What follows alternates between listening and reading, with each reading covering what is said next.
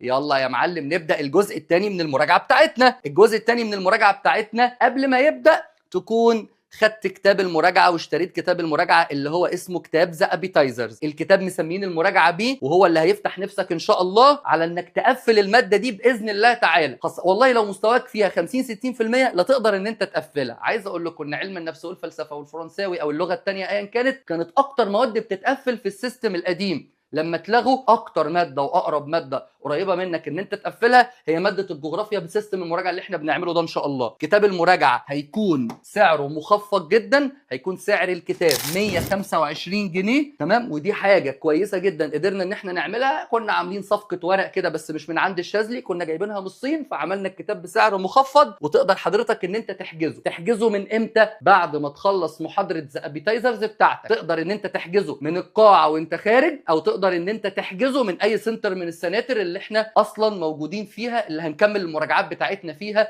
او انت اصلا حجزت ذا ابيتايزرز منها.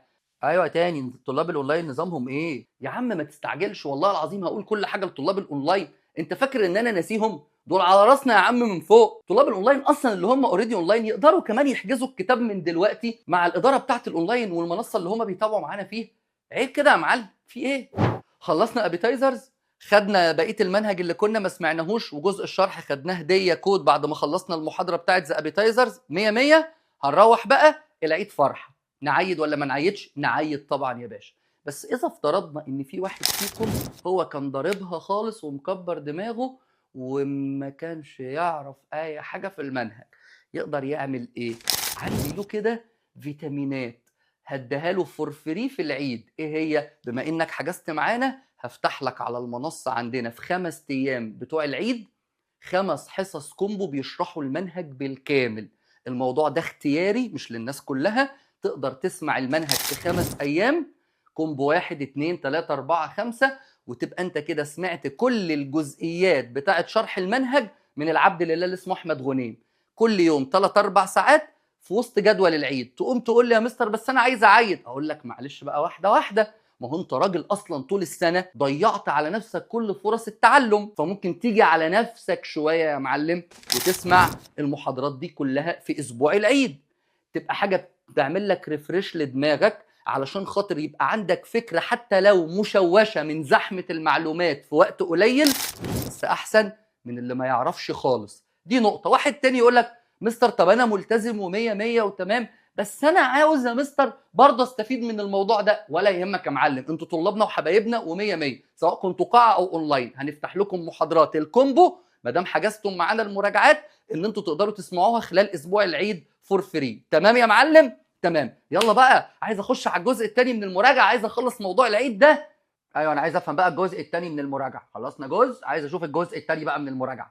الجزء الثاني من المراجعه بيتكون من 7 اسابيع مراجعه زائد اسبوع امتحان. ال7 اسابيع دي هتبدا من يوم الاحد 6 ابريل، ويعتبر ده كده هو بدايه المحاضره رقم 2 من المراجعه بتاعتنا. بدايه المحاضره رقم 2 من المراجعه. طبعا يوم الاحد 6 ابريل، ويوم الاثنين 7 ابريل، ويوم الثلاث 8 ابريل، على حسب انت الحجز بتاعك في يوم ايه. دي كده المحاضره رقم 2. هيحصل ايه في المحاضره رقم 2؟ اقوم اقول لك خطه الاسبوع الاول اللي هو يعتبر المحاضره الثانيه، لان احنا خلصنا ذا ابيتايزرز خلاص. هنا الخطه بتتكون من 4 حاجات هقولهم لك بالتفصيل، وخد بالك ان الموضوع ده هيقعد يتكرر في كل اسبوع بعد كده. شرح بخط ايدك، انت معاك الكتاب. شرح للدرس التمهيدي، والدرس الاول في الوحده الاولى اللي هو الدوله والامه، وتطبيق على وشرح الانواع الدول والنظام السياسي والاداري والعواصم وقلب الدوله. هنشرحهم وخليك تكتب بايدك ورايا كل سؤال بتيجي فكرته ازاي، وايه هي الكلمات المفتاحيه بخط ايدك، اللي هو لما تدخل اللجنه كده في الامتحان انت كنت بتكتب الكلمه دي ولقيتها قدامك سؤال في الامتحان، فتقوم تقول دي كذا بتاعت كذا. خلصنا يا باشا الحمد لله. ماشيين بقى، عندنا واجب. الواجب في الكتاب، واصلا الشرح ده كمان هيكون في الكتاب. نعمل ايه يا مستر؟ اقول لك اسئله الواجب دي تقعد حضرتك تحلها، وبعد ما حضرتك تحلها هتدخل على المنصه هتلاقي حضرتك كل الواجب محلول كلمه كلمه بالتفصيل. كل الواجب ولا سؤال، كاني بشرحه لك كله تاني. السؤال ده جت اجابته منين؟ بس هنا النصيحه ما تستسهلش وتخش على فيديو الواجب من غير ما تكون انت حاولت لوحدك، عشان تبقى هي المحاولات وتكرار المحاولات، او المحاولة والفشل وتكرار المحاولة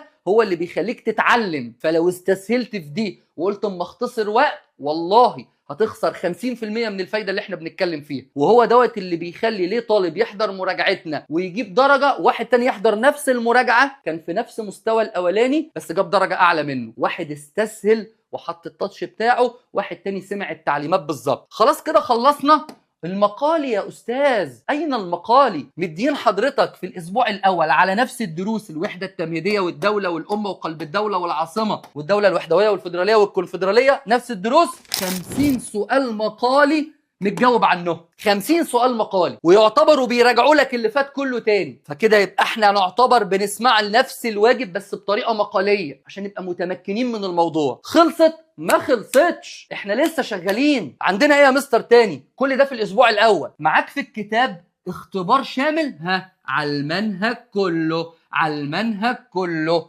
على المنهج كله. امتحان على المنهج كله ايه ده؟ احنا لسه بنقول يا هادي تاني حصه مراجعه. وكنت متوقع منك السؤال ده. اولا اختبار على المنهج كله، فلازم معلومات ذا ابيتايزرز الاولانيه تتعاد تاني وتحل عليها تاني، عشان ما ينفعش انك تسمعها مره وخلاص، دي حاجات اساسيه فلازم تتدرب عليها كتير. تاني حاجه انت خلاص راجعت جزء من المنهج فلازم تلاقي عليه اسئله. تالت حاجه انت مخلص المنهج وسمعته قبل كده، شوف ذاكرتك بس بدون مراجعه مخليك تعرف تحل ايه من امتحان المنهج كله في الاسبوع الاول. وبعد ما نخلص امتحان المنهج كله انا عايز اجابته يا مستر. امتحان المنهج كله ده هتلاقي الاجابه بتاعته بتنزل على قناه اليوتيوب يوم الجمعه ويوم السبت، متسابه لمده 48 ساعه. يعني انت تأقلم نفسك كده ان انت عندك كل جمعه او سبت، عشان لو كانت جمعه في جمعه من الجمعات عندك فيها ظروف، عندك امتحان شامل جغرافيا تقعد تحله على اليوتيوب معايا، اسئلته في الكتاب واجابته على اليوتيوب لمده 48 ساعه. ولو فاتك مش هتعرف تعوضه تاني. بتكلم هنا على نموذج الاجابه. فننسى بقى الحجج كلها، لازم نظبط نفسنا على جدول صارم نمشي عليه عشان ما يحصلش تراكمات جوه المراجعات. تمام اتفقنا؟ ويلا بينا على الاسبوع اللي بعده. الاسبوع اللي بعده شرح بخط ايدك للمقومات الطبيعيه، اكتر درس عليه درجات في الامتحان، موقع ومساحه وشكل ومناخ وتضاريس ونبات طبيعي وحكايه. وبعد كده أسئلة متجاوب عنها على المنصة بكود على المنصة، وبعدين 50 سؤال مقالي. كل ده في الكتاب، كل ده في الكتاب، كل ده في الكتاب. وبعدين 50 سؤال مقالي مجاب عنه زي ما احنا قايلين. وبعدين اختبار شامل على المنهج كله. المرة دي بقى الاختبار الشامل على المنهج كله بيفكرك بذا ابيتايزرز، الحاجات الأساسية، وبيفكرك بالمحاضرة بتاعت الأسبوع الأول عشان ما تتنسيش، وبيفكرك بيطبق معاك على اللي احنا لسه قايلينه. فتكتشف ان انت تدريجيا في امتحان شامل مستواك بدأ يرتفع، وفي جزئيات بدأت تتثبت تماما في عقلك، لانك لو لقيتها في الامتحان بقيت بتحلها كده وانت سايب ايدك مش شاغل بالك بحاجه. ودي الحكمه من الامتحان الشامل، انك تلتزم بيه. هينزل محلول على قناه اليوتيوب برضه يوم الجمعه والسبت من كل اسبوع. كده بقينا بنتكلم على الاسبوع الثاني، وهكذا بقى.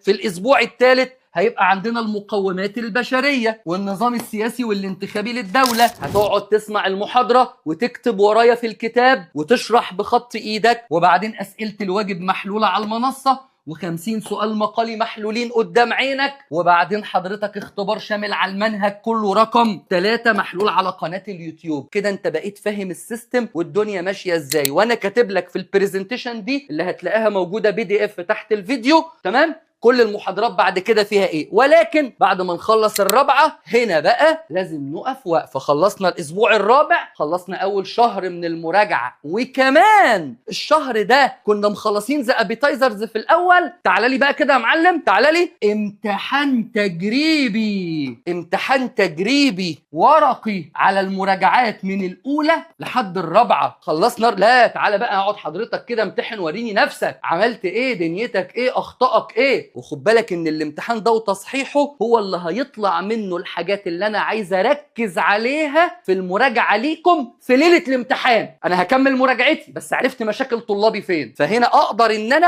احط الخطه بتاعت مراجعه ليله الامتحان. الامتحان التجريبي ده من يوم الاحد 4 مايو لحد يوم السبت 10 مايو.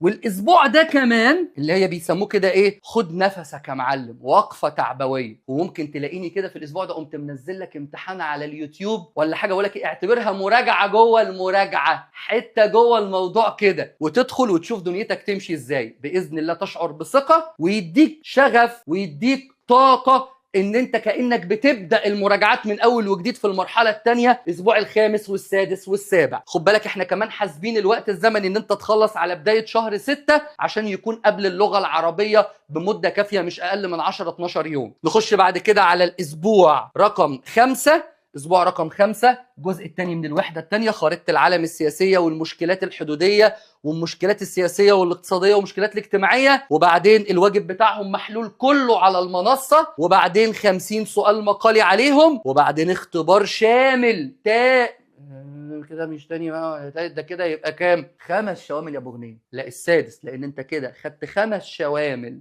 مع 5 اسابيع، وفي اسبوع ما كانش فيه اصلا مراجعه، كان فيه امتحان ورقيب، وكده 6 شوامل يا استاذ. اوعى تضيع لي امتحان شامل منه، ده شغل وتعب، ده كتير حضرتك. بعد كده الاسبوع رقم 6 والاسبوع رقم 7 بنفس السيستم، وان كنت هنصحكم عن الاسبوعين دول نصيحه. 6 و7 هم الوحده الثالثه والرابعه، اللي هم ايه؟ اللي هم حضرتك يا عزيزي الطالب الجميل، لو انت ما تعرفش عنهم حاجه ارجع لذا ابيتايزرز في الاول لما انا اديتك الكود بتاع الشرح بتاعهم، فتيجي في اخر اسبوعين تلاقي نفسك اللي انت بداته معايا واستفتحت بيه وذاكرته بما يرضي الله بتجني ثماره، وانت بتسمع المراجعتين الاخيرتين الستة والسبعة، وانت هنا بتمتحن الامتحانين الشوامل بتاعتهم. هتلاقي نفسك تقريبا كل كلمة كنت بتراجعها قبل كده لسه حاضرة في ذهنك، لانك ما سبتكش اسبوع واحد من غير ما تتدرب عليه. فما ينفعش ان احنا نبدأ المراجعة بتاعتنا باجزاء ونهجرها ونسيبها ونكمل في اجزاء تانية، فبعد 4-5 اسابيع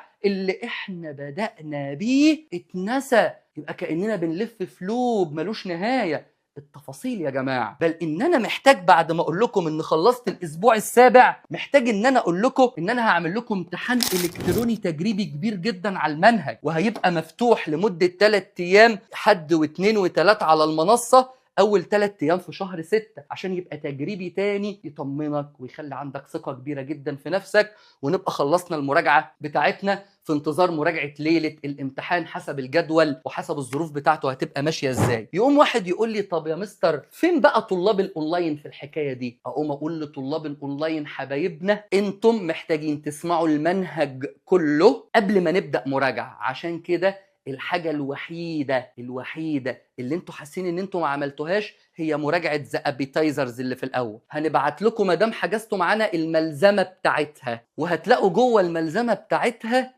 QR جنب كل سؤال بيشرح لك بشكل سريع عزيزي طالب الاونلاين الجميل شرح الجزئية دي، علشان خاطر كأنك يعني عوضتك عن الحضور، بس هيكون شرح سريع في حدود 2-3 وبعدين هفتح لك في العيد الصغير الكومبوهات كلها ان انت تسمعها تاني. فكده انا عملت لك ريفريش يا معلم على المنهج كله، حتى لو كنت طالب جديد معانا اديك سمعت المنهج كله يا معلم في العيد. وبعدين يا باشا كل الحصص اللي في القاعات في المراجعة في ال7 أسابيع هتكون متصورة ومعدة لحضرتك اونلاين وبتتعرض لك على المنصة زيك زي الناس اللي جت بالظبط. بس طبعا كان نفسي اشوفك، لكن بيني وبينك المسافات والابعاد والمحافظات، وان شاء الله اللقى نصيب وتتعوض بعد الامتحانات ما تخلص وتكون دخلت الكليه اللي انت نفسك فيها. بس قبل ما اقول لكم انا خلصت ومش هقول لكم مش هطول عليكم، انا عارف ان انا طولت، بس انا بشرح نظام مراجعتي بتاع اللي انا تعبت جدا فيها وتعبت جدا في اعدادها،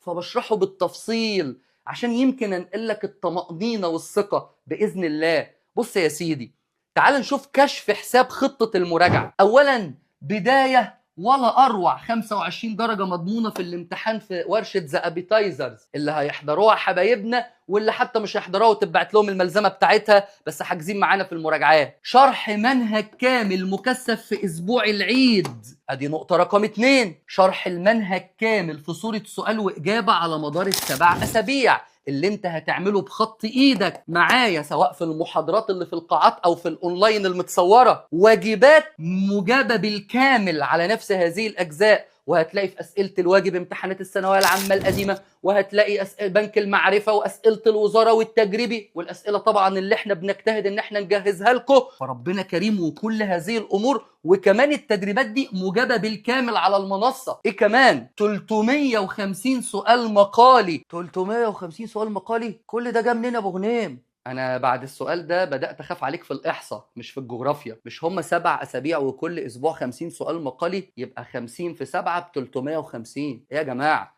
المنهج من اوله لاخره س وج مقالي جوه الكتاب. 7 امتحانات شامله على المنهج كله وكلها مجابة على اليوتيوب. امتحان تجريبي ورقي اللي عملناه في نص المراجعة بعد المحاضرة رقم 4 من المراجعات، وامتحان شامل أخير على المنصة في نهاية المراجعات. بكده لو انت فكرت ان أساسيات المنهج انت سمعتها كم مرة، اللي هم ال 25 درجة، ممكن تكون سمعتهم 7-8 مرات في المراجعات بتاعتي. وبعد كده لو انت ضمنت الأساسيات دي وكنت شاطر في الوحدة الثالثة والرابعة، ادي 15 درجة كمان. ومن المراجعة كلها يا عم استفدت لك 10-15 درجة، دخلت لك يا عم في ال 47 وال 50 وال 55. بذلت مجهود مضاعف كبير ملتزم بنفس طويل جدا جدا جدا، قدرت ان انت تعوض كل اللي فاتك من الناس اللي بدأت وتجتهد. الميزة بقى في الناس اللي بدأت واجتهدت ايه؟ ان هم هيعملوا كل الحاجات دي وهيحسوا بثقة من المرة الاولى في المراجعة، لان المرة الاولى في المراجعة هي المرة الثانية او الثالثة او الرابعة ليه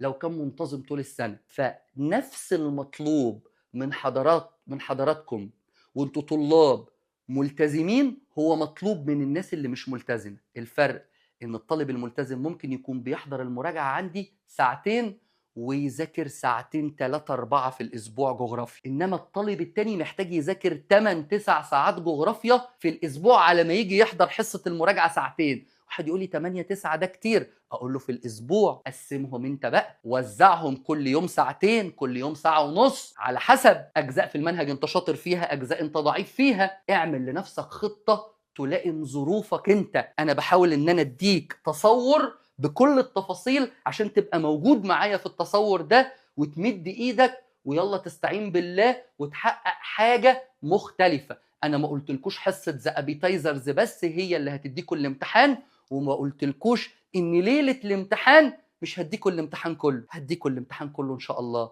زي كل سنة بفضل الله تعالى.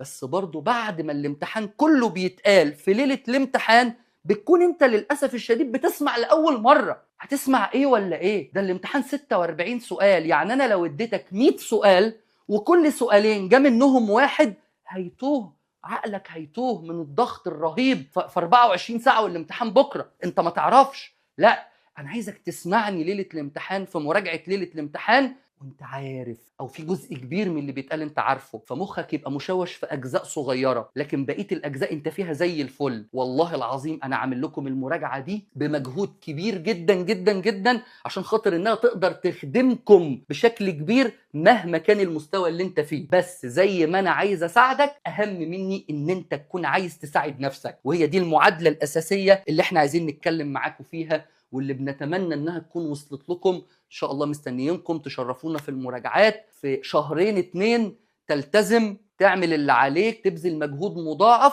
وباذن الله تخلص وتخرج من امتحان الجغرافيا وانت بتقول ان انت الحمد لله بعد ما راجعت مع غنيم كنت قد اي امتحان، وتخرج من المراجعات بتاعتي وانت حاسس ان فعلا في 5 مواد مطبقين عليك السنه دي بيضافوا للمجموع، ان دي اكتر ماده قريبه انها تتقفل، ولو مش هتتقفل بوعدك انها ان شاء الله تكون اعلى درجه في الشهاده. اشوفكم على خير ومنتظركم في المراجعات في لقاء ذا ابيتايزرز طلاب القاعات وطلاب الاونلاين حبايبنا في المحاضره الاولى اللي هتكون في شهر ابريل. الحجز بتاع الكتاب يا جماعه والناس اللي بتكون في المحافظات ومحتاجه انها تشحن يا ريت يبقى من بدري، علشان انتوا عارفين في اجازات العيد، واجازات العيد ممكن تعطل الشحن شويه بالنسبه لكم. وربنا يوفقكم واشوفكم على خير، والسلام عليكم ورحمه الله وبركاته.